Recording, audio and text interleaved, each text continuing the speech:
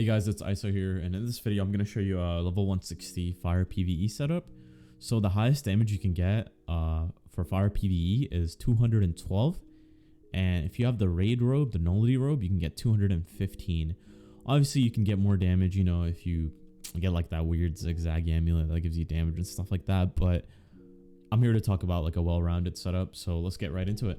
Stats are looking like 212 damage, 34 resist doesn't matter, max accuracy, 600 crit, 600 block, 50 pierce, max pips, normal shads, normal arch mastery, pip conversion is whatever.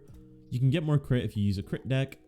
I currently had my accuracy jewel socketed onto this weird deck that I had from a while ago. I don't know. I don't really use anything for PvE, sorry. This is not my PvE character, but just get a crit and P-Serve deck and just socket accuracy on that. You know, you can also socket accuracy on your Athame, and this triangle you can socket like dual Fireblade or something. I have a 7% on this because it's for PvP. You know, I don't want to fizzle those or shambos.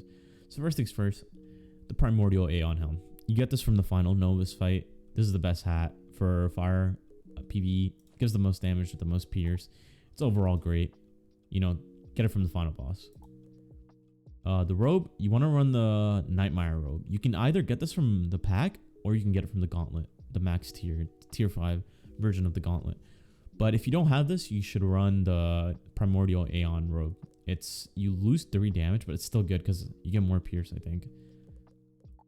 For boots, Primordial Aeon boots, you know, 42 damage. No other fire boots have, you know, damage in the 40s actually. Yeah, none of them. So run Primordial Aeon boots. They give a lot of damage, a lot of pips, a lot of pierce. Wand, Primordial Aeon sword, 9 pierce, 28 damage. It's just 28 damage, man. What else do I need to say? It's a lot of damage, right?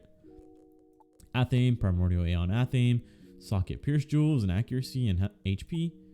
Amulet. So for the amulet, you can either run Dragoon for the 2 hits, or you can run the Shane Von Shane amulet. And if you run the Shane Von Shane amulet, you get 54 pierce, and PvE, you just hit right through towers, man. You don't even have to prism. So there's that. It's preference. I like Dragoon because look at these hits. 4 pips, 720 damage. That's a lot of damage.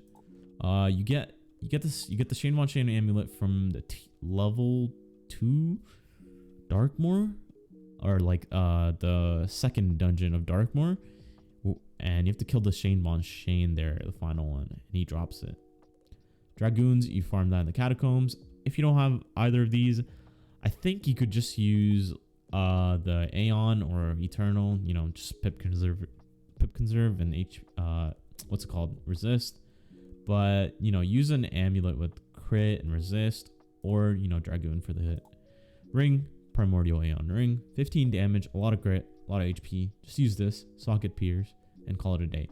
No other ring as good as this. Like I have the nullity ring. It goes up to 15, but it gives less HP and less crit.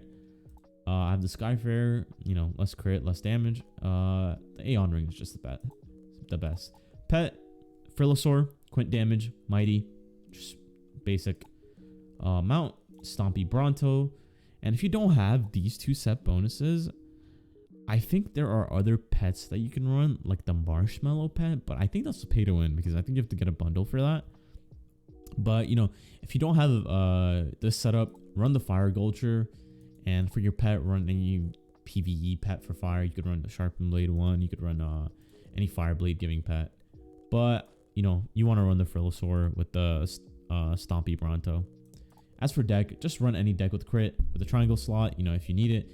But yeah, that's it, guys. This is the whole setup, and 212 damage is the maximum amount of damage you can get without any raid pieces. That's a quick little video for you guys. You know, like and subscribe. I'll see you next time.